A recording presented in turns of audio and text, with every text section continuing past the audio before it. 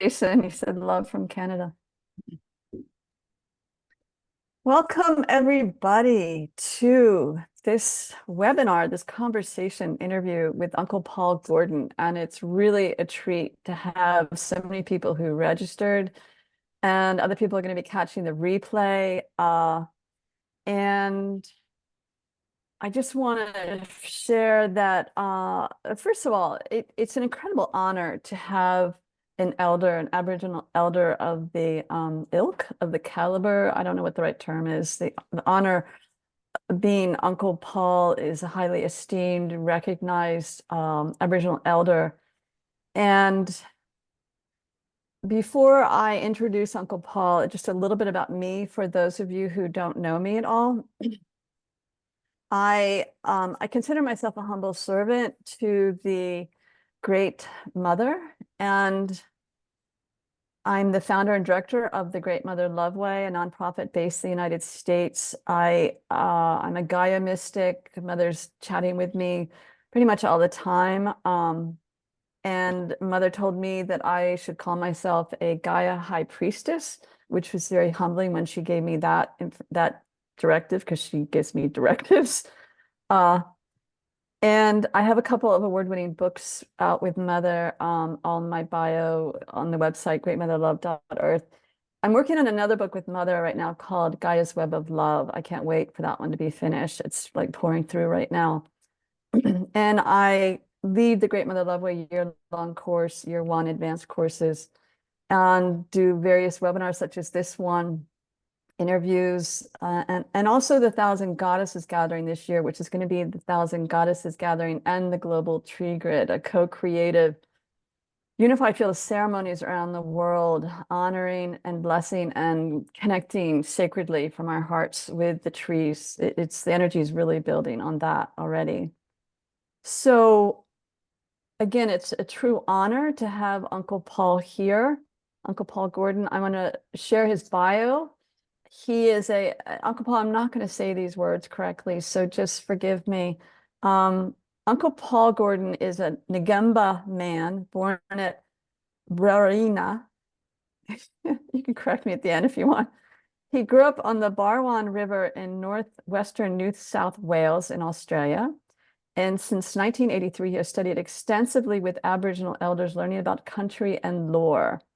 Uncle Paul has dedicated his life to teaching and connecting with other lore men and women throughout Australia, and working with communities throughout Australia to support learnings and connecting Aboriginal stories through lore and culture.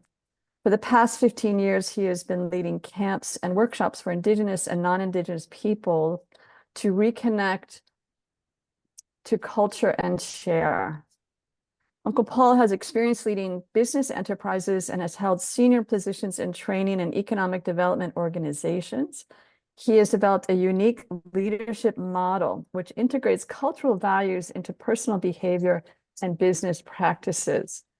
As a traditional knowledge holder and custodian of Aboriginal lore throughout Australia, he continues to share, as part of his cultural responsibilities and obligations, to carry on thousands of years of ongoing culture. And I want to share very briefly how it is that this is even happening today. Uncle Paul and I met in New Zealand in spring, Northern Hemisphere spring, winter, or fall, going into winter in 2019. We were speaking at the same event. He was there with a couple of his apprentices. And I didn't know who he was. I hadn't ever heard of him. I'm living here in the United States under a rock, so to speak. And I realized when the event was over that by my being in his presence, he had activated me. All these things were happening that were quite magical and spiritual while I was there in New Zealand. And then when I went to Australia to do more events, more things happened. And I finally traced it to being in the company of this incredible man. And then he and I stayed in touch. I was supposed to visit him for a couple of weeks in 2019, but then his house burned in the fires. I'm so sorry about that, Uncle Paul, in 2019, late December-ish. And then he and I got in touch this fall for whatever reason. It's always guided. Like I'll usually send him a message because Mother's like, send Uncle Paul a message. And he informed me of this book that had just come out in the United States. This is the book, The Dreaming Path, with Paul Callahan has written this with Uncle Paul. I highly recommend everyone get this book. It's a bestseller in Australia, and a major publishing house, as in Harper One, picked it up here in the United States, which is actually huge. And as an author, I know how hard it is to get a major publisher to pick up your book. And Mother Gaia told me point blank, I'm to help them get the book out here in this part of the world. So what's going to happen after this, I don't know. But I've started to serve mothers. So Uncle Paul, I'm still going to help you beyond tonight or today, whatever time it is where you are. But this is a profound book of wisdom. I really enjoyed reading it, and planning to use parts of it in my life and in my work, my courses. So having shared all that, I just want to call on the spirit teams behind the Great Mother Love Way to hold us in sacred space, because this is what I do. Oh, I am that I am humbly calling on all the spirit teams behind the Great Mother Love Way, webinars, courses, all the efforts, projects that Mother Gaia and the spirit teams asked me to organize for the greater good of Mother Gaia and the new earth birthing at this time. Welcome, all guardians. Hold us in sacred space. Welcome, divine feminine teams, divine masculine teams. Welcome, ancestors, and all those who I have not mentioned, serving the highest good for divine plan for Mother Gaia. You are welcome to come in, support us. Oh. So I sent Uncle Paul a list of questions. So are you ready, Uncle Paul? Yep, I'm ready. Great, great. So first one is, you grew up in the quote unquote old ways, as I understand this. I remember when we were in New Zealand, you talking about how you knew how to live off the land because that's how you grew up. And you were even collecting books in New Zealand about edible plants so you could live off the land in New Zealand. I was amazed. Would you talk a little bit about this? Because this is such a different background than most of us who grew up in houses and went to the grocery store.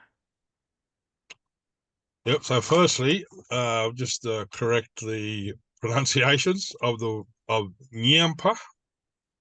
And Thank you.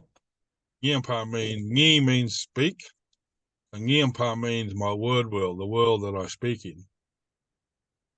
So we have a word world where we have 250 word worlds in Australia, and about 500 different dialects of them word worlds. So besides having a world, we also have a Ngurumpa, which basically means my camp world, or the world that I sleep in. So the physical world, we gather our food and sleep, build our camps in. The other word was Brewarrana, which basically is, Bree is a type of wattle tree, an acacia tree. I'm not sure if you're familiar with wattles and acacias in America. And Warrana means standing up alive, standing up strong and alive. So we see our country as living and standing up strong and alive. So growing up out in the bush, in fencing camps, basically building rural stock fences on our country that have been taken over by cattlemen and sheep people. We lived 300 or 400 miles away from any towns. So I grew up with my old people learning about bush medicine, bush foods, and making traditional tools to gather them places. That's where I got my knowledge from. So just living off the land every day, gathering plants, lizards, ducks, emu eggs, emus, kangaroo, all sorts of meats that we would eat. But the big thing is that a lot of people don't know very much about in Australia today is all the different bush plants, like how to make medicines for your headaches or your belly aches or your toothaches or wounds. So I have that knowledge as well, and I've sort of spent my life learning as much as I can about that, not just from my own elders, but I've travelled Australia extensively into the central deserts of Australia, and also up into the top end of Arnhem Land, and learn as much as I can from different elders from all over Australia.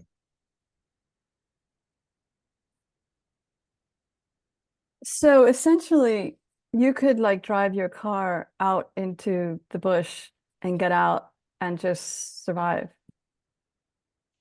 Yes, and I quite often do. And normally I have some of the young that I've been teaching throughout throughout their lives. I normally take some of them with me and teach them as well. The thing that's really important to me,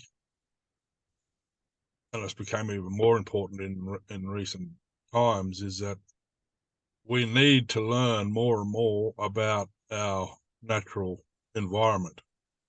We tend to think that we're separate from it. Humans seem to think that the environment is over there and the humans are over here. Yet we actually rely and live completely on the environment. And we need to understand that, and we need to take care of our mother, our earth, the one that bore us. And every human being in the world has come from the land. But we've lost connection to her, and it's really important that we learn, because in the times that we're in right now, we might need to run to that natural world to exist. And if we run there with no knowledge, we'll die anyway. So connecting with our mother and all the natural family that's living in the bush is what will look after us. Mm, thank you. Truth. Nature, truth. Um, so in your book with Paul Callahan, The Dreaming Path, I'm going to show this a number of times here. Okay, I'm not going to say, I'm going to try to say it right. Quote unquote, I'm a Ngimba. Is that how you say it? Yamba, Nyemba. Anyway, I'm a Nyemba man from northwestern New South Wales, born of, oh boy, Gulugilu country, meaning I belong to the stones. In our story, stones are born, stones have babies, stones grow, stones have spirit, and stones die like all things do. My people are stone people. We come from the rocks. This is, by the way, I'm like surrounded by stones, even more here. I rely on them heavily. This is profound. And I'm just going to ask you to share, and I'll probably ask you a few more questions because this is a deep, deep topic. so Garagilu. Garal is rock. Garagilu means I belong to the rocks. My clan, our country is mainly dry land. We have no running rivers in it, but we have springs that come up out of the ground, and all around our country is lots and lots of little rocky hills. And amongst some of them rocky hills are these little springs that come up out of the ground for us to have water from. Some of my neighbours are Bilagilu, Nilagilu, Mulgagilu. They're tree people. They're different.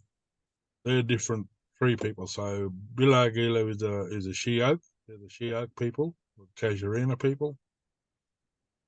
Nilagilu is a type of really hard wood acacia. And Mulgagilu is another really type of hard acacia wood. And some of my neighbours belong to these trees. So right across Australia, we have families who actually say they come from different things. Some from grasses, trees, rocks, birds, mammals, reptiles. We all have a story of how we first came from these things. So being a rock person, I'm taught that that's where I come from. And if you think about that, I might read a poem on it. I wrote a poem on it because one of my grandsons went to school, and when he was in primary school, or like 11-year-old school, the teacher asked all the kids in the classroom, "What's living? What what are living things? Can they name some?" And some of the kids said trees, birds, fish. And my grandson said rocks, miss. And the teacher said, "No, you're wrong. Rocks are not living." And he said, "Well, my popo," which is what he calls me, he said, "My popo told me that rocks are living just like us, and we come from them." And he came home and told me he was a little bit upset about it, and I wrote this poem for him. I said, "Take this back to the teacher and give it to her, so she'll understand the way we think." You want me to read it to you? Sure. I've got to find it on this other phone.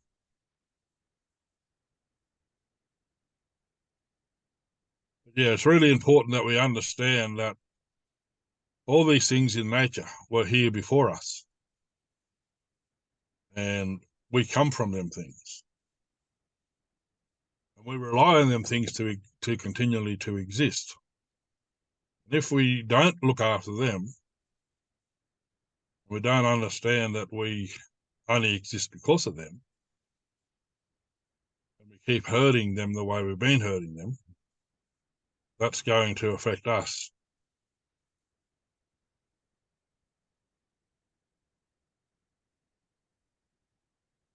I've got so many poems that I'm writing at the moment. Finding this one's seems a bit hard. You've sent me some of your poems. They're really beautiful.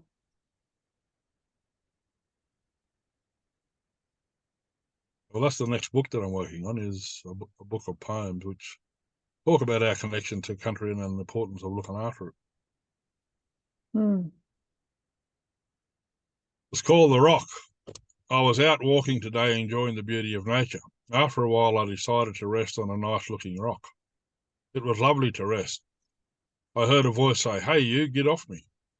I looked but couldn't see anyone. The voice said, "It's me, the rock, get off me." I got off very quickly and said to the rock, "I didn't know rocks could talk." "Of course we can," it said. "You humans know nothing about life. All things can talk, not just you." "Tell me more, please, rock. I want to learn." "Well," it said, what are you made of?" I said, "Earth and water." "What are trees, birds, fish, and all other living things made of?" I said, "Same, earth and water." "But what do you think I am made of?" "Well, I suppose you're made from earth and water too." "Yes, I am," it said, "and I've been here way longer than you. Without me and the other rocks doing our stuff, there wouldn't be any earth soils. Over the years I've lived, I've broken down into smaller and smaller sized pieces, making soil so you and all the other creatures can be born.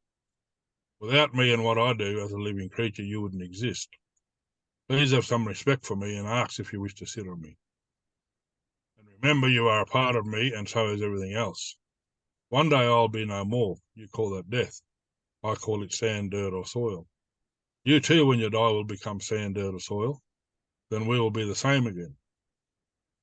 Then you and me will live again, maybe as a tree, a bird, a fish, a kangaroo, or an emu, or even as a dumb human. So remember, when you sit on me, I could be you, or you could be me. Hmm. I love that. Thank you. It's so you just spoke to how stones die, because that stone in your poem talked about how it will erode into to the point where it's dead. But stones have babies. Can you explain that? I think I have a sense of what the answer is, but I'm just curious what your thoughts are on that, or what the stones have told you. Yeah, so we talked to rocks. So being people that lived in the Stone Age up until the Europeans arrived here only 240 years ago, we made all our stone tools, stone axes, our stone spear tips, our stone knives, everything was made from stone. And we would pick up a rock and go, can I make a spear tip from you? And the rock will either say yes or no. And sometimes the rock that says yes will say, yes, I am full of babies. if you break me open, you'll find all these babies inside and they'll be perfect for what you want. So the stones we don't actually make the spear tips. The stone gives them to us just by opening her up. And when we talk about death, death is like a new beginning. When that stone breaks right down in the soil, bits of grass will grow in that soil, and it'll become grass. And kangaroo will eat the grass, and it'll become kangaroo. Trees will grow in that soil, and it'll become tree. Tree will eat the birds will eat the fruit of the tree. It'll become bird. So by dying, we become many other things. So we have this belief that we are creatures that live forever, but we come back and round and round and round in the circle of life. Hmm. So once I was a rock, once I was a tree, once I was grass, once I was a kangaroo, once I was an emu. So we just have this belief of being all these things in different parts of our eternal life. Therefore, we believe because we believe this, we can communicate with all these things because we were like that before. So my Mm. old elder, yes, I can talk to that kangaroo. Yes, I can talk to that tree. Yes, I can talk to that fish. And there's all this evidence to prove that. So it's not just a belief; it's actually an evidence-based belief where we can show people, yes, I can talk to a kangaroo. Yes, I can talk to it. And we all have that. We all have that in us. We just got to connect to our place and to our country. Mhm. Listen, Mm. we always say, Wow. What was that last thing you said? Countries what? country is my teacher. Country teaches me everything. Ah, yes, yes, yes, yes. Um, I didn't put this in the questions I sent you, but I just have to ask this. Ayers Rock is very famous. It has a different name in an Aboriginal language, the people there. That's one tremendous rock. Is there anything you want to share about that space, that sacred site? Yeah, so Uluru I is think what we it's call it. And Uluru has been dated to be one of the oldest landforms in the world. When science talks about the earth coming up out of the sea, rising up out of the sea, centre of Australia is where the oldest landform in the world is. So there's lots of story and lots of memory at Uluru. So being a place that first came up out of the sea, the big journeys of ancestors came from there. So we have stories of lots of ancestors, and we're not talking about human ancestors because the animal ancestors were here way before us, and we came from them things. But we have big stories of ancestors walking country and forming the land right back in the very early times of creation. So stories of joint animals which are now extinct that we have stories of.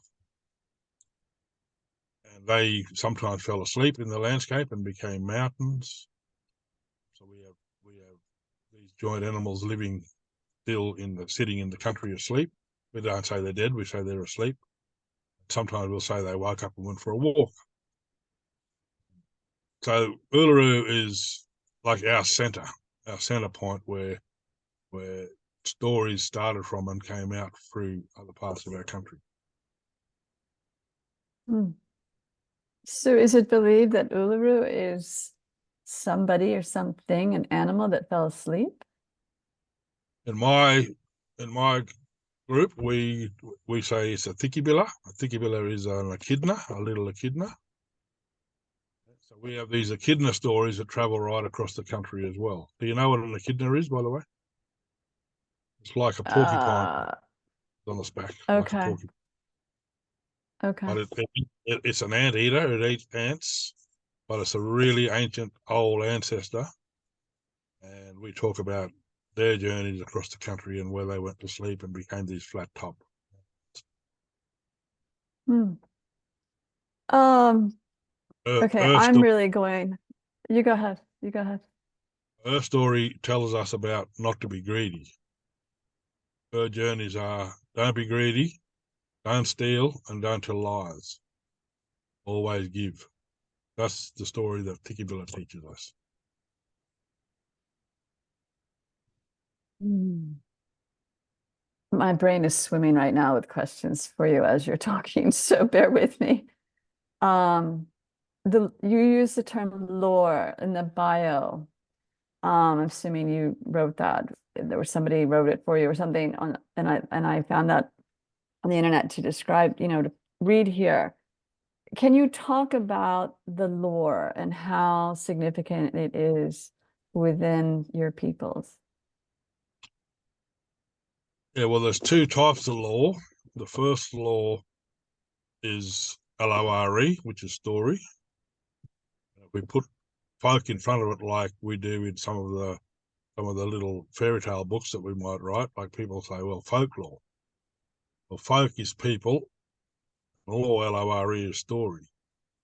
So stories of the people. We have all these stories that travel backwards and forwards across Australia. All these stories connect us together, and there's thousands of these stories. So if you think about Aboriginal Australia, 250 language groups, 500 different clan groups, and up to 10,000 different groups of people belonging very specifically to country. Yet we built no castles, no forts, no fences, no armies. We had no jails because through these stories we've sat down together and built relationships with one another. So we never feared one another. We were connected through story and through kinship. That's a really important story that the world needs to learn today, that the world can sit down and look at their similarities and respect one another's differences and build a really united world rather than build weapons of mass destruction um, and armies. It's in Aboriginal Australia for more than 200,000 years now, according to science. We've been here for 200,000 years with no armies, no forts, no castles, no fences, no jails, all because we had law, we had story. We had story that connected us together. Now, we also had the other law, the LAW law. So when people broke the story law, because from the stories you got all your morals, all your responsibilities. We don't have a word for rights in our law, only responsibility. Our law is about responsibility. It's not about rights. It's about our responsibility to each other, to all the animals, to our country itself. So law teaches us all that. And the LRW law, or the policeman law, we call it, is when people break that first law, they get punished. We don't lock them up in a jail, but we punish them instantly. And there's ways we do that. Law Can is you really, talk about how they're punished? well, in lots of different ways. They can be exiled out of the clan, can be made, if it was against somebody else, they might have to pay back that person by giving them kangaroo for the next 10 years, whatever. Sometimes if they break Hmm. really serious law, they would be speared and killed instantly. My. So we did have law that said, no, you can't do that. And if you do, this is what will happen to you. But we have all these stories telling us. So the story is we grow up learning that if we don't do these things and if we break these laws, these are the punishments. So from the story, we learn the moral responsibility, but also the punishment if we break law. So we fully understand our responsibility from a very early age. So Hmm. very rarely will people break law because we know and respect what we've been taught by our elders.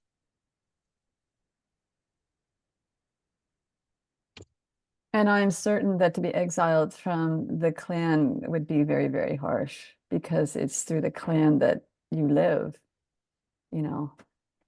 People support each other, the clan supports each other.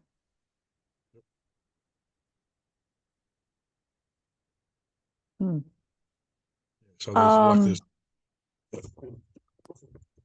this. so I'm getting back to the stone part. Stones have spirit. Could you talk about that?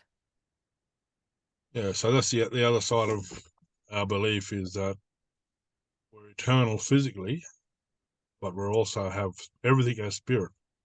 So everything has spirit. I mean, I know people think that only humans might have spirit, but I know for a fact rocks have spirit because I've spoken to them.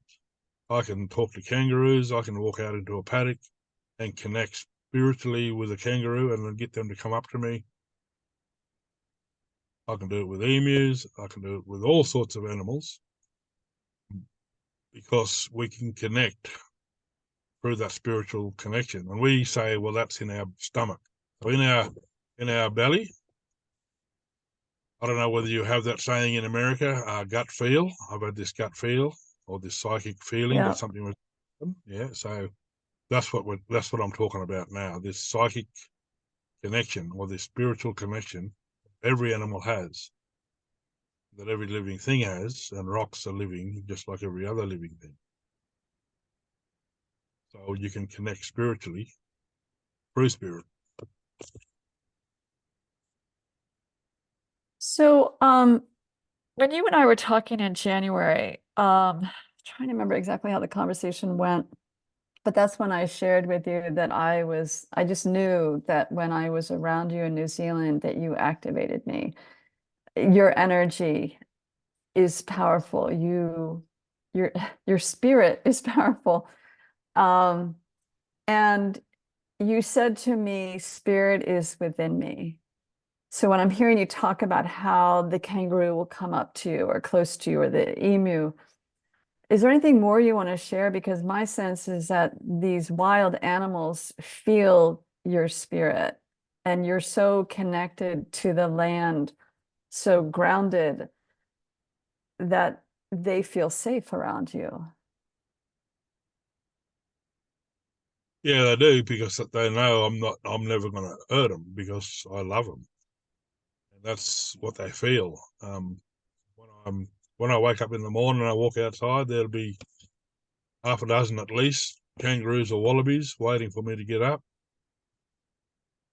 I'll go around and say hello to them because they know how much I care for them and I care for the world natural world. That's where Mm, they live. Well, every other animal besides humans still live and exist on the natural laws of the country. So when you actually live in the country and live by the same laws, connect with one another because you don't see yourself as being different. I don't see myself as being better than a kangaroo or a tree. I'm the same. mm.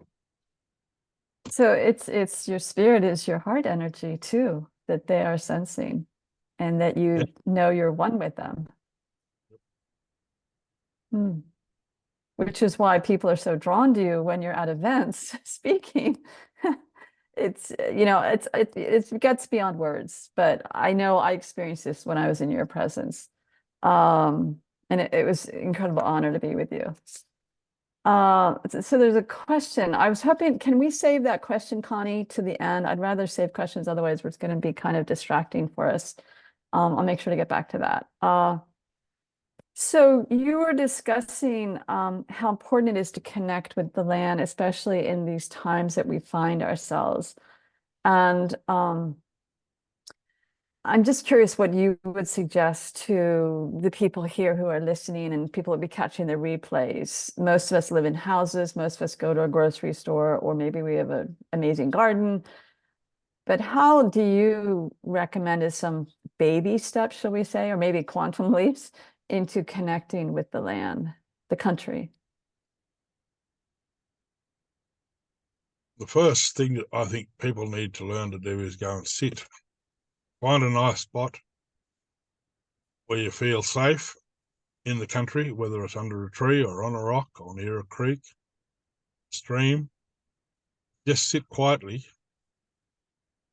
While you're sitting there, listen. Listen to all the sounds of nature and look, see what other things is happening near that tree. So what you might hear is birds might fly into that tree. They might sing a song.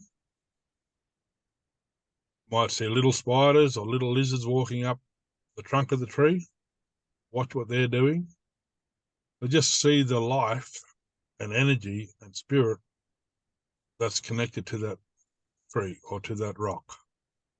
Because these things don't never exist on their own. So I run a program for third and fourth year education school teachers at some of the universities, and the first thing I get them to do is go and sit for an hour once a week and just observe. Don't talk, just listen and look, see what you see in nature. It's a good little exercise just to start to connect, but also take the time to learn about what's actually happening in your country and in my country.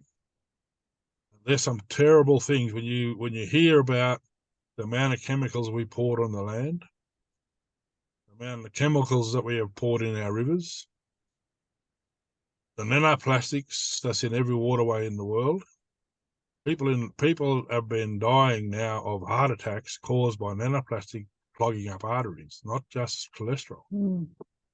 Nanoplastics. And if we just keep going on down that same path without learning about it, without actually doing something about it, and the next time we come back, we're going to come back as sick people because our countries have become sick because of what we've done to it. We need to be aware of that, and we need to take positive action to try and overcome some of that. Amen. Oh. So you use the word country in a distinct way that is different from how a lot of us think of country. Like I live in the United States, that's a country, or the Canada. Jason lives in Canada, that's a country. Would you define a little bit more what you mean by country when you say that? Country to us, or if I use the proper word in my language, is Ngurumpa. Ngurumpa means my camp world, my responsibility to it.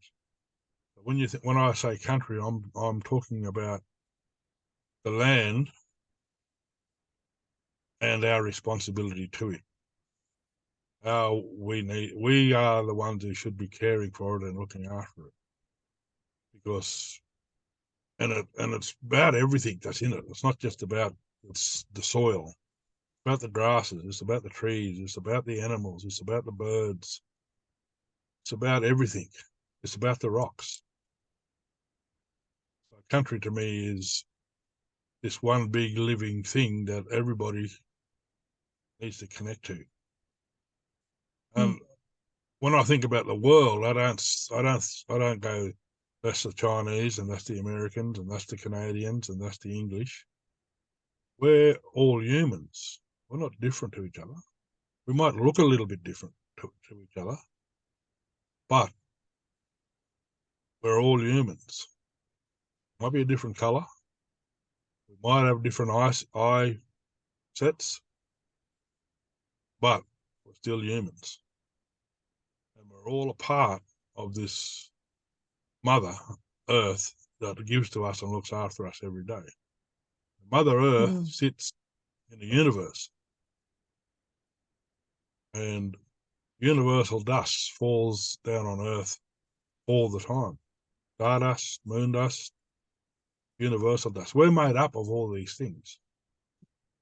So in our stories, when we look up of a night time and see all the stars, we have stories about them. Stories of who they are, how we're connected to them. We don't go, oh well, I'm separate to that. I'm the same as that. It's all my stories, all my law stories, LORE stories, are up there as well. I can see the kangaroo, I can see the emu, I can see the thickybillah, I can see the fish, I can see the river, see all the campfires of my people up there as well as I can see them down here. So there's this big connection to everything. Wow. So this term, this word country, in your definition of it, it's a whole different worldview because there's a deep implication within it of your responsibilities within that area of land where your camp is, your territory, so to speak, because they're Native American territories here in North America. People talk about that. But I just love and I want to embrace this concept of country that also brings forward within it a sense of what is my role in being a part of this in a beautiful, respectful, reverent way. So thank you for that. I think I'm hearing that from what you're saying. I just want to express it in slightly different words. Yeah, so when we think about a territory, um, that's like an ownership, and we don't own the land. We belong to the land like everyone else does. We came from the land like everyone else has, like everything has. So when I travel country and I leave my word world and go into someone else's word world, I'm still belonging to that place. Wherever I sit, that's the place that I belong to. That's the place I have responsibility to. So if I went to America, I would see America as the place I'm sitting in, and I would say, what's my responsibility to this place? My responsibility to that place, care for it, nurture it, look after it, and make it the best place possible for the next generation and generations after me to come. Not to leave a mess.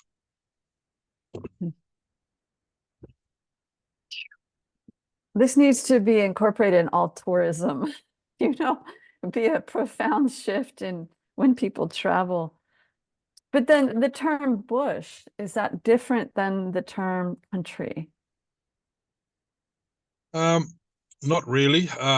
Bush can be a place where there's lots of trees, opposed to areas where on the plains where you have mainly grasses, but not many natural trees grow. So they're just terms. But the loose term for bush can be anywhere out of a city. So when we say I'm going bush, that means I'm getting out of the city and out of the town and I'm going into the country. Okay. So when you and I were together in New Zealand, you shared a story with me. This is on the list of questions I sent you. So I'm getting back to the list of questions I sent you. And I don't remember exactly the time period, but you shared with me about how some 14 or 15,000 years ago, a group of extraterrestrials, kind of a wild story in my mind, tried to control either all the Aborigines or a certain group within the Aborigine, a certain clan, because they wanted you to mine gold for them. And your ancestors learned that if they shifted their thinking from the brain to the gut, you were talking earlier about from the gut, that your culture, your ancestors would not be controlled. And this left a big impression on me when you shared that. You also mentioned that there was, I don't know how many African tribes that were also being manipulated by these extraterrestrials. And if I remember correctly, they did not learn the wisdom of shifting their thinking to their gut. Would you share a little bit more about this and how can we learn? Because I'm frankly trying to get out of the monkey mind, Western mind, like many of us, to thinking from my heart and from my gut, and my womb heart even. I go there. But this is a fascinating topic. Yeah, so in our stories, we call them sky people. Sky people have been visiting us for thousands and thousands of years, and I'm sure still do. There was a time it was around 20,000 years ago that some of the sky people wanted gold. A lot of our sacred places are where gold deposits are because of this time. So they had a need for gold, and they used telepathy into our minds to get us to work for them, and because they couldn't exist in our atmosphere. So to stop them from controlling us, we moved our thoughts down into our belly. We learnt to completely empty our heads and not think at all in our head, only think from down in our belly. And we realised that by moving it down there, we can now talk to one another without needing to open our mouth. We can just feel it. We talk a lot about it's all about feeling. There's a really, really beautiful book written by a very important elder from Arnhem. It's a little book called Feeling. It's just about feeling, and we can feel everything. We can feel one another, feel what one another are saying. We can feel what one another are thinking through our belly. Listen to our belly talk. We say, listen to your belly talk. Really early on, traditional society, we taught our kids to listen to their belly, and not with their heads or their ears. We'll say things like, close your ears, close your eyes, and see only through feeling. See and hear only through feeling.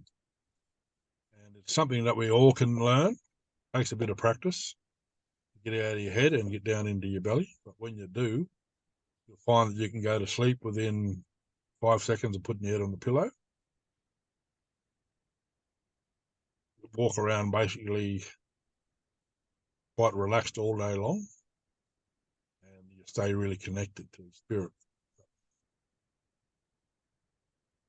So interesting because where does the heart fit within this? Because I know of Indigenous elders, I've heard them talk about this. We need to drop to our hearts. We need to drop to our hearts. And you're talking about the belly. Mm-hmm. So I'm just fascinated. Well, I was taught this way. So if you live in your head, I can control you by planting thoughts in your mind. Advertising groups do this really well. They get you to buy something because your eyes sees it on TV and your mind goes, I want that.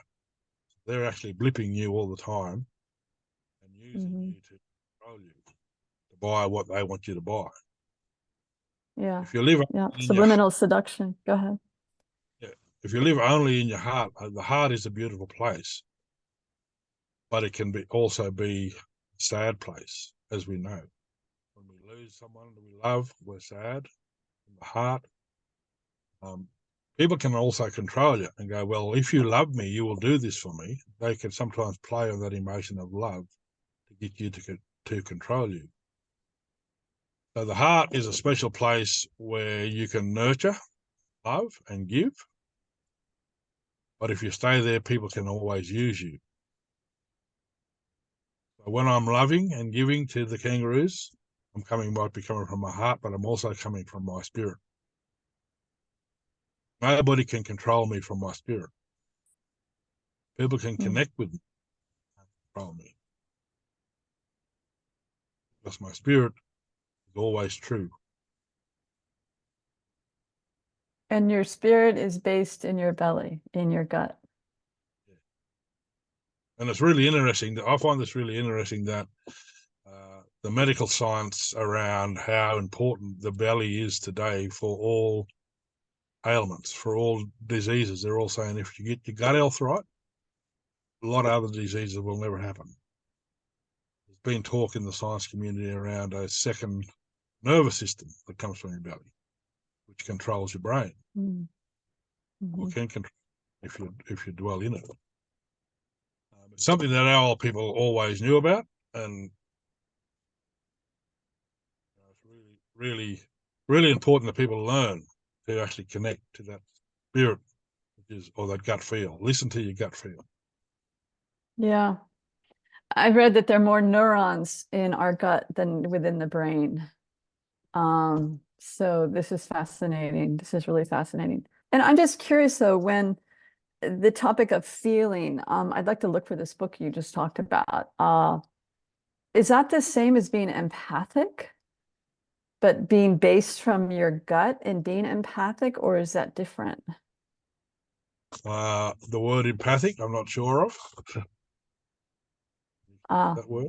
well, for instance, I'm a very empathic person. I can think about someone and I will feel their emotional state in that moment. And it's an ongoing edge for me to not take that in. I have a healing practice. When I'm doing healing work, I have to make sure I don't absorb that other person's emotional state or distress or whatever it is, if they're in that place, because that makes me not very effective. But I'm like a sponge. And maybe I'm answering my own question here. I think you get a gist of what I'm saying, though. But I'm feeling a lot. So that's part of it, but it's way deeper than that. So feeling is feeling it. Our people might be feeling emotionally. Feeling feeling is also about how I feel everything, not just a person. So if you feel that person needs you, that's good because then you can give to them from the heart. He's one of my Hmm. kangaroos. What was that But last yeah, part? You kind of faded out there. I just got some kangaroos hopping by. I'm just yeah. So Oh, feeling is feeling. What I mean by all about feeling is we go, well, I can feel everything about my country and all the things in my country. I know when that tree is going to tell me something. I know when the kangaroo is going to tell me something. I can feel it. And I will feel what they're telling me. I won't hear it, I will feel it. hmm. So yeah, feeling everything and knowing then what's the best way to deal with the situation from that feeling. Hmm. Thank you. But Um, when a Go ahead. Aboriginal healer lays their hands on you, but we have like Aboriginal healers who there's lots of people who claim to be Aboriginal healers, but they're not. There's lots of crooks or shunks out there, we might call them. But the true Aboriginal healers, they'll feel where you're sick, touch you. Just by touching you, they'll heal you. They're the true healers. And it's not a long process, it's an instant process. When they put their hands on you, don't need to hold it on there for half an hour or 5 minutes. It's like they touch you, healed. Wow. What was that word you used? Shunks? Yeah, shunks. Yeah, not true, not true ones. Okay. Not, Okay. yeah, I never heard that word before. Like imposters. impossible. Gosh, the ancestors. I didn't have this in list of questions. But this I want to ask you this because the ancestors and working with the ancestors is very significant for all of us actually when we wake up to that. but would you speak a little bit about the ancestors? It's a big topic. Big topic, because we have everything within our countries is an ancestor. Like I said, rocks, all different species of trees, all different species of marsupials, and everything is an ancestor. And we, in Aboriginal Australia, we have a story of every one of them. And then we have our human ancestors who also walked country and did great things as well. So there's all these story that goes right across the country. And they connect us together through the journeys of ancestors. Now, when you think about yourself, if you think about yourself as just having a life of 80 years, that's a very, very short period of time. But if you think about yourself as an ancestor, that's a very, very long time. So you're an ancestor, I'm an ancestor, and so is everybody else in the world. And so is everything else in the world, because we've been going around and around inside the circle of life forever. So this is just our little bit of life now. I can connect to the ancestors because I am one of them. So are you. Hmm. It's like So this maybe you idea. could answer. Go ahead. It's like this idea of land ownership. I own this land. I go, really? Do you? How long have you owned it for? Well, 40 years. Who's going to own it after you're gone? Who owned it before you? How many times has someone claimed that this land belonged to them? You don't own this land. This land owns you. You're going to just exist in it for a little while and then you're gone. But if you're an ancestor,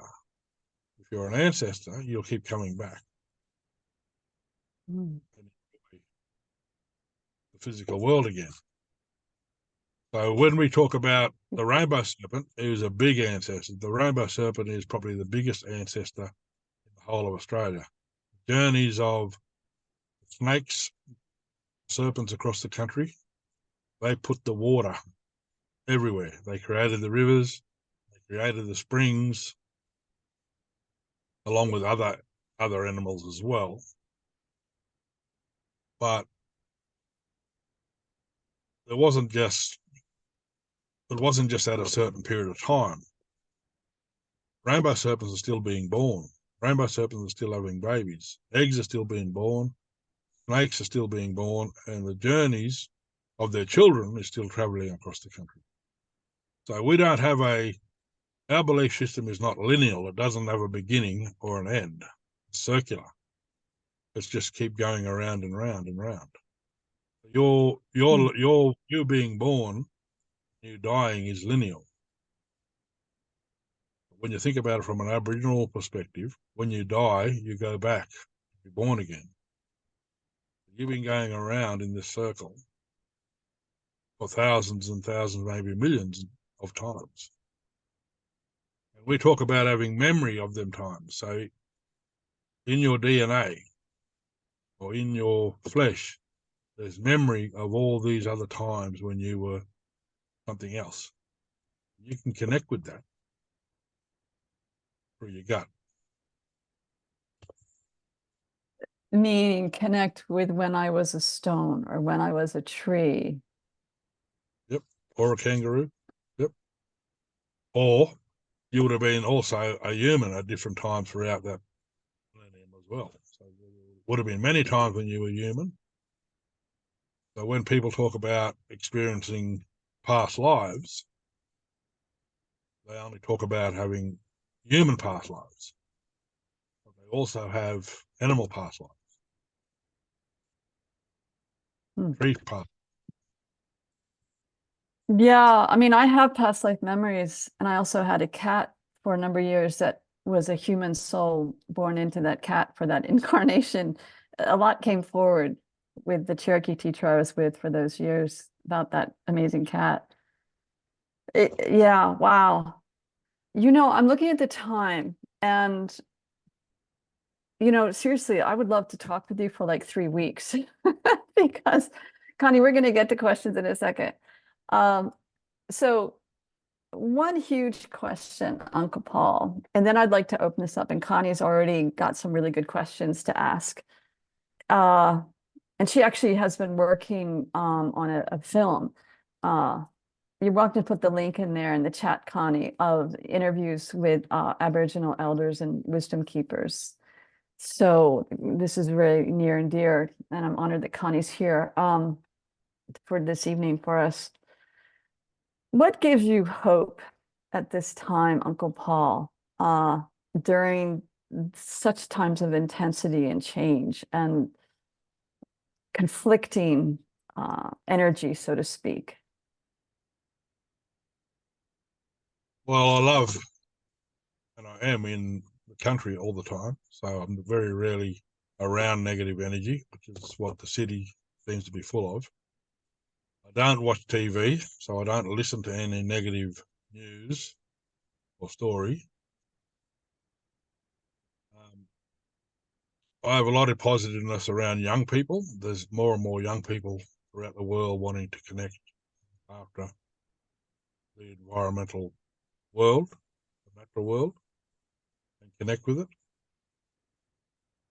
But I also have a very, very strong belief in that if we're on the path of extinction, and a lot of environmentalists, scientists will say, yes, humans have gone over the edge and there's no coming back from the path we're on.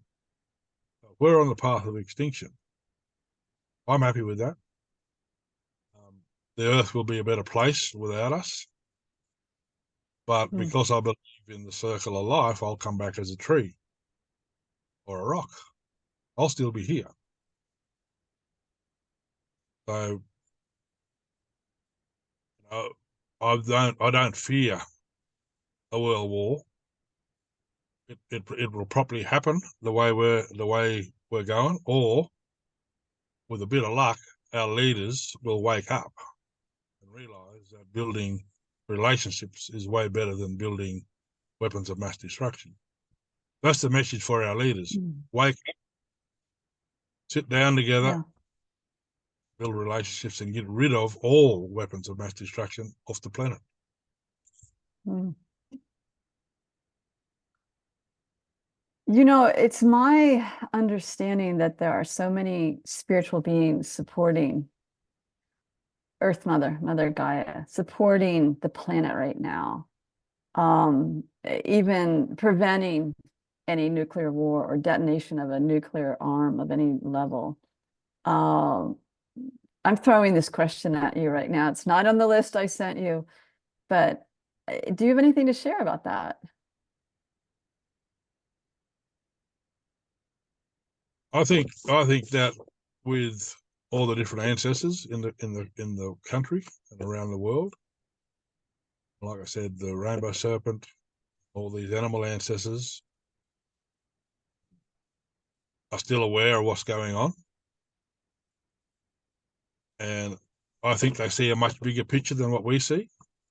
We sometimes see only humans as being important. I think that I think they're seeing that. Look, if we need to get rid of humans to make the world a better place, that's what we'll have to do. So Mm. unless human beings wake up and start to look after the very thing that sustains them and cares for them every day, unless we wake Mhm. up, then we'll be taken out of the equation. Mm. Yeah, it's interesting because it's my understanding that Andean shamans, I don't know which particular group, maybe it's most of them, talk about Homo luminous, that some humans are evolving to a place of reconnecting and coming into the country the way if I understand it. You talk about country. I'm looking at the time. Let's open it up for questions. Are you good with questions right now? All right. Connie has a couple of questions. All right. I think, Connie, he answered the question about laws or lores. It's Lores. That's right, Uncle Paul? Lores, yeah, is laws. That's basically means stories. Okay. And then did you Stories. also And then use the word LAWS, laws? yeah, they're our punishment laws. So you learn the rules from the story, but if you break the rule, then the LA. So that's the difference between the two laws. One is story, and from the story you got knowledge and given responsibility. But if you don't accept that responsibility, and if you don't carry it out, and you break that law, then you will be punished under that law. So Okay. LAW. LAW. Yep. Yeah. Thank you. Um, so Connie had another question. Can you explain the difference between storylines and long lines?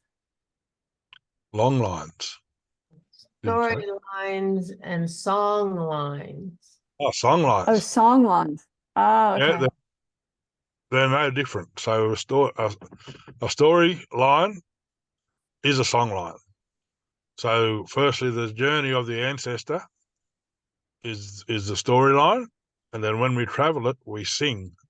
We sing the story all the way, and that becomes a song line. So the song connects us to the story and to all the ancestors who are part of that story. Mhm. Thank you. So another question, how do you approach an animal when you need to kill it so you can eat? I normally go out. I'll ask. I'll ask for some meat, and maybe a kangaroo will walk up to me and go, "Here I am, kill me." Or maybe it'll be an emu, or maybe it'll be a lizard. But yes, they will. When they know I'm hungry and I need a feed, they'll come to me. I've heard of this with other indigenous groups, people's, uh, do you do a ceremony or you're so connected, you just ask? I just ask. Yeah, Wow. I don't have to go very far. Okay. I'm Profound. going to out the car, so I want to show you something. Can you still Okay. see me? Yeah. Yep, yep, yep. So have a look. Can you see these little kangaroos? Come Oh, on, mate. yes, I think so. Can you see them? Come on. Come on. Yeah. Come on. Where's my boy? Where's And my boy? oh, look at that. Look at that.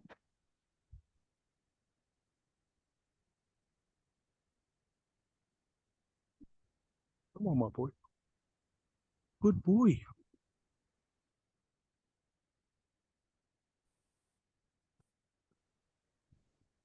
He's a good boy. Good boy. Eh?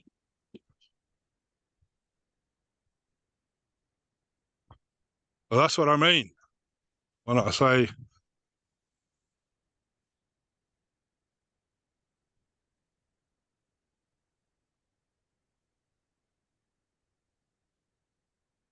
you there.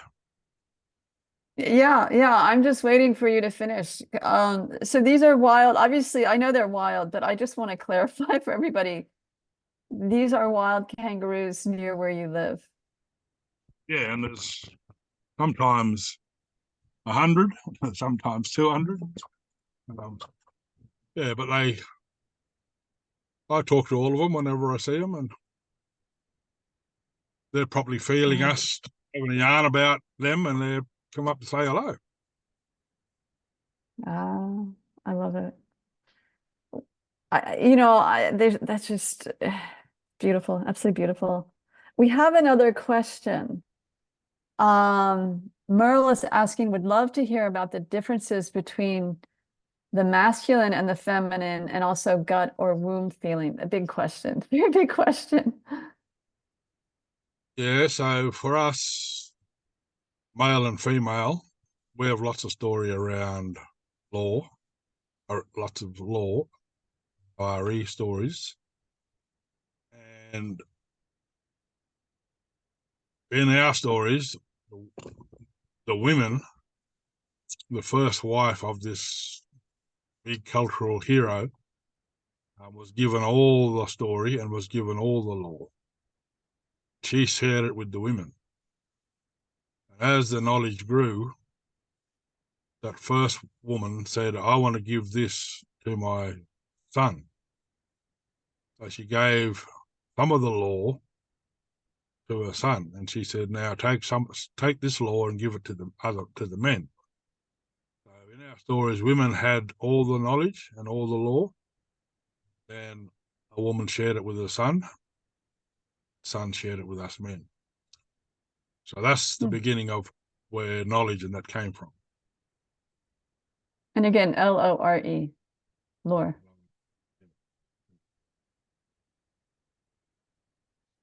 So, but in society, in traditional society, we had different roles. So men have a role to play under their responsibility, and women have a role to play.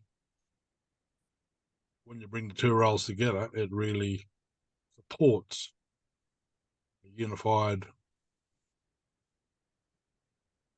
wonderful society of people, which cares for and looks after children and country. So women have, their role is fertility. So they're the seed spreaders. They gather seed and carry it across the country. We have ancestors. We have big ancestral women stories of women who walked right across the country carrying different seeds and planting trees, and the stories of their ceremonies across the country. The female snake and their water owls, that story belongs to the women. So whenever I walk to a water owl, if it's a woman's spring, the women will walk in front and all us men will drop behind. Women will sing to that ancestor and they'll drink from the water first and then tell us that we're now welcome to come and drink. We have the same for And then, go ahead. We have the same for male water owls, where the men will walk first and sing and the women will come behind. So it's all shared responsibility. Wow. So the other question this person asked, Merle asked, is the difference between gut or womb feeling. Is that synonymous or different? I think the womb is certainly attached to the spirit and to the gut feel, which is where I think the word saying women's intuition comes from.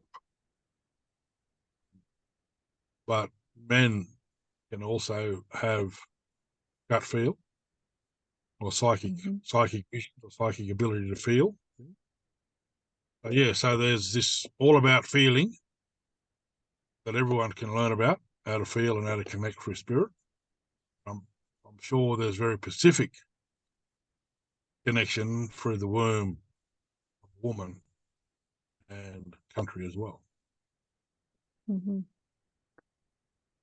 Thank you. That's so interesting. There's so many layers to these questions.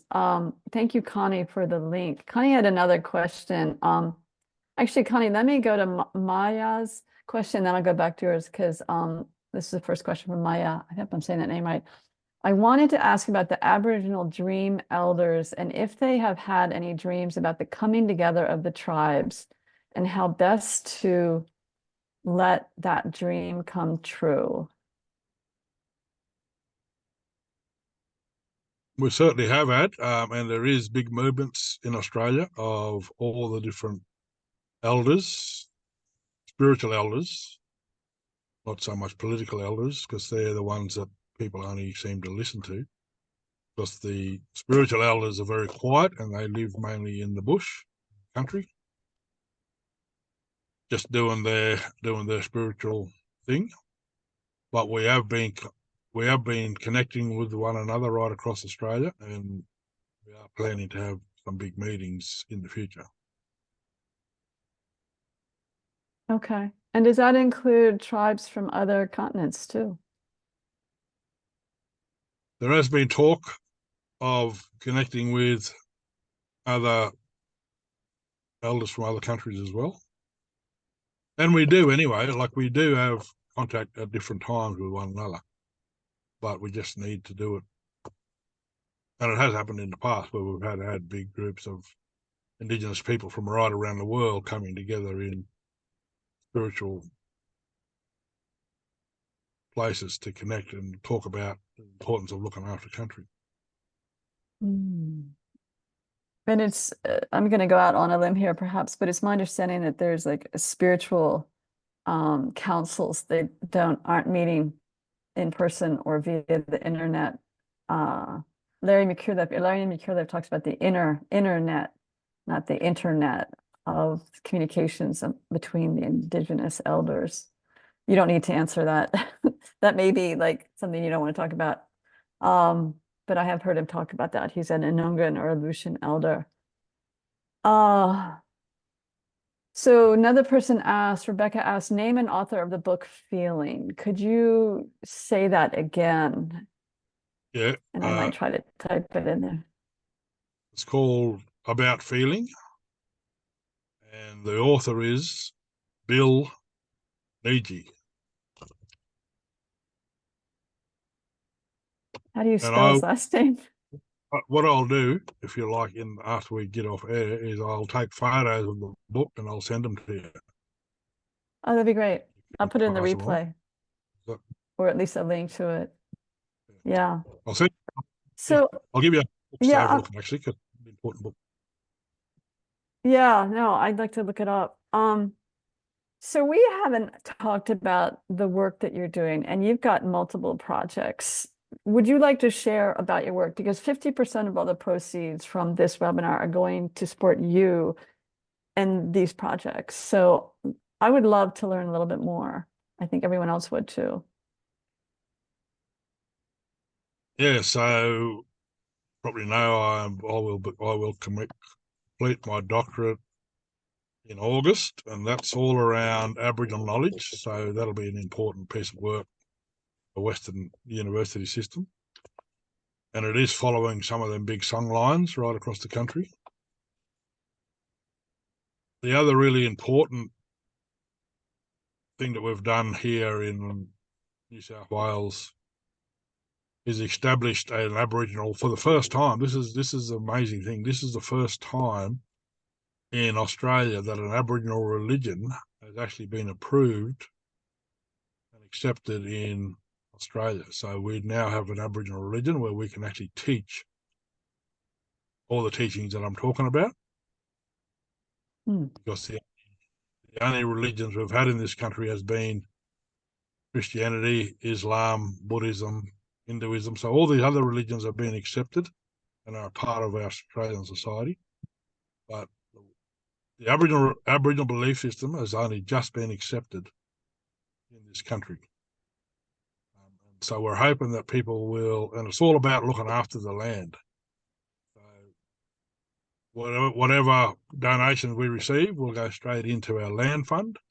We're going to be purchasing land to look after and to share with people when they come to Australia or with Australians. So we just want people to come and sit with us in the bush, learn. And we need a lot more land to do that on. So that's our next big vision, is to buy as much nice pieces of country for people to come and sit with us and learn. Yeah. I'll be there tomorrow. I don't know if I can write a big check, but boy, that would be amazing. Another question, and thank you, Denise. Denisa, Story About Feeling by Bill Nagy. She listed it there. She looked it up. Thank you. Another question from, yeah, Another question from Rebecca. Are song lines related to ley lines? Yes, same thing. Ley lines, sung lines, story lines, they're all the journeys of our ancestors across the country. Wow. And some of them travel right across the world. Earth Mother's meridians.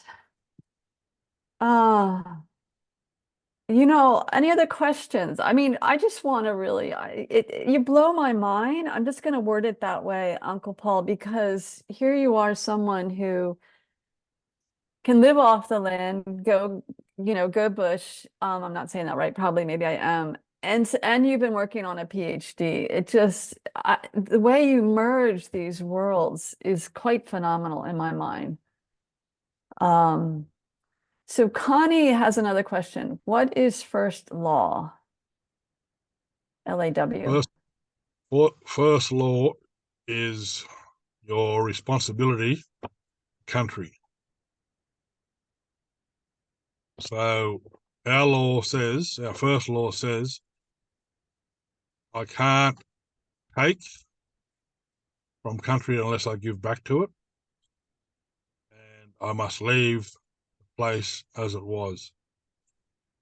So we have to look after the natural world. So Aboriginal people lived in the land. They never lived on the land. And there's a big difference between that one letter. When you live in the land, you're just a part of it. And you have a big responsibility to just exist in it. And the land gives you what you need. The land has always given me what I needed. Food, shelter, water, it all comes from the land. And that's all I need. That's all you need. I don't really need a big mansion or a flash car. I don't really need any of them things. The land also gives us that. But when you live on the land, you take from it, but you never give back to it. I have this conversation a lot with people who live in the city. When I go and lecture at universities, I talk about, you're sitting in the city, country is feeding you. What are you giving back to it? What are we giving back to the country that feeds us every day? We take. We have a responsibility to give back. First law is we take, we give back. And we can give back in lots of ways. We can sing the country. We can tell the country how much we love it. We can sit in it. We can nurture it.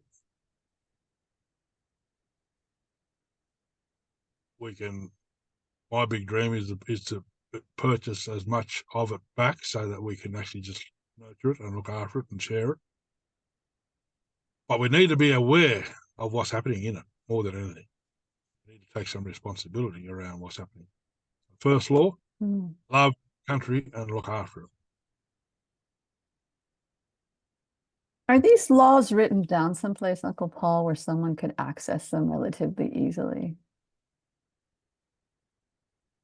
They're not written down in one big book, although once the religion gets up and going, it will be. Because the next step we have now is to write a religious book with all our rules and all our laws in it, so people can actually read it. But certainly they are written down in lots of books. That one that Bill Needy, David Mohanjali, there's all these books that I'll send you pictures of, which have got all these laws written in there, but they're not in one book. Right.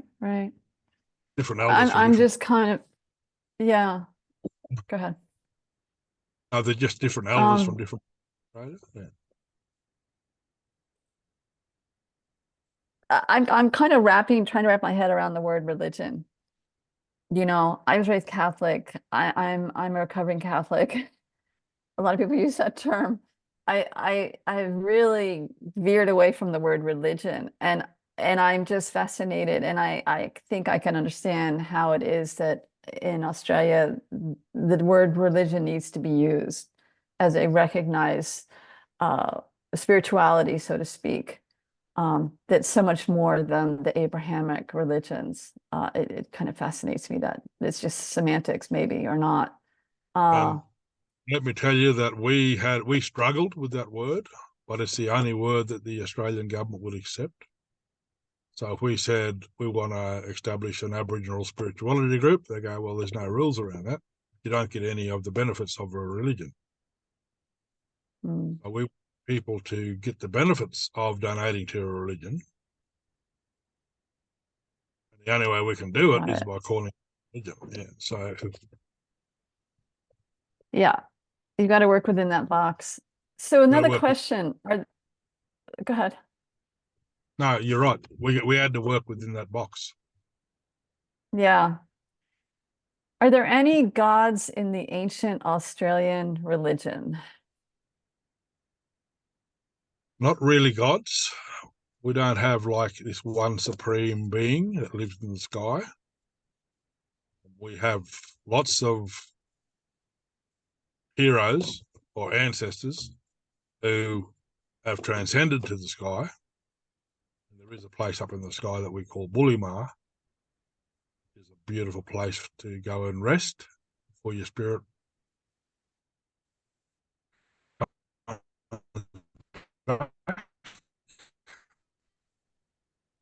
Oh dear. You're getting your voice got a little wonky there. Oh, An eternal place. It's before we come back to live again. We have lots. We have ancestors who are sort of like gods, but they're not. They're ancestors. We don't worship them to the point of the way a Christian might worship Jesus. They're not infallible. mhm. They've had wives, they've had children, they broke laws. From their journeys and story, we actually learn how to look after our country. But there Okay. is one in Australia called Biami. Biami on the east coast is a big story, and he's the one that people now think about like God. But he was never like God. He's gone up to the sky, but he's not this person who controls everything, or you don't pray to him like you pray to God. So the rainbow serpent would not be a deity then either.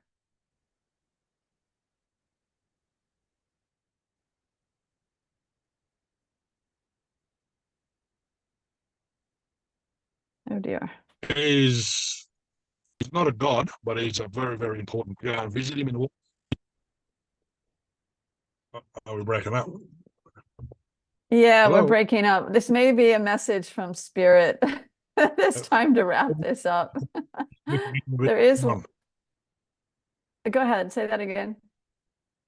I said maybe we can talk about the Huawei, the rainbow serpent, Miami, the human hero who walked country and created. Did you You're hear that? saying you want to talk about that? If you want to go a few more minutes, I'm happy to do that. I just don't want to take up too much of your time. I'll very quickly just talk about. So in our world, everyone is a creator. Think about it. You're a creator, aren't you? You cooked breakfast this morning. Yeah. We build houses. We work with our hands. We create things. Everyone is a creator. Then there's these big important ones that walked right across the country and they created mountains and rivers. We don't call them mountain and rivers. We call them ancestors. And then there's the rainbow serpent, or Huawei in my language, I call him, who left the water. From the water was the beginning of life. But he's still not the Almighty God Christians believe in. We respect him, we love him, but we'll also challenge him if we think he's doing the wrong thing. Hmm. And there are people who see him. People who see him, I've seen him plenty of times, yeah. And sometimes, Mm. because there's not just one of them, because they're having babies all the time, sometimes I see little ones and sometimes I see really big ones. Wow. Fascinating. Fascinating. Well, Uncle Paul, we have been together for 90 minutes. This has been a wink of time. You have shared so much. Is there anything final you want to express to everybody here? Other than, oh, I know, when you message me a link so people can donate. That's really important because this huge project with your Aboriginal religion and the country, I would really like to make that available to people if they want to donate. Thank you. Yeah, the important thing I think that we all have to really connect with is the environment. We really have to go out there and learn about it. Buy books about your place. Buy books about plants that's in your place. In Australia, we have over 1,200 different types of gum tree, 1,700 different types of acacia trees. Most Australians, all they can tell you is gum tree, wattle tree. Go, no, there's thousands and thousands of wattle trees, and there's thousands and thousands of gum trees. And there's thousands and thousands and thousands of other different species of tree as well. Learn about your place. And if you learn about your place, you will love your place. The more you know about something, the more you'll. And we have a beautiful world, and we need to look after it, nurture it, and care for it the way it's been doing for us for thousands of years. And by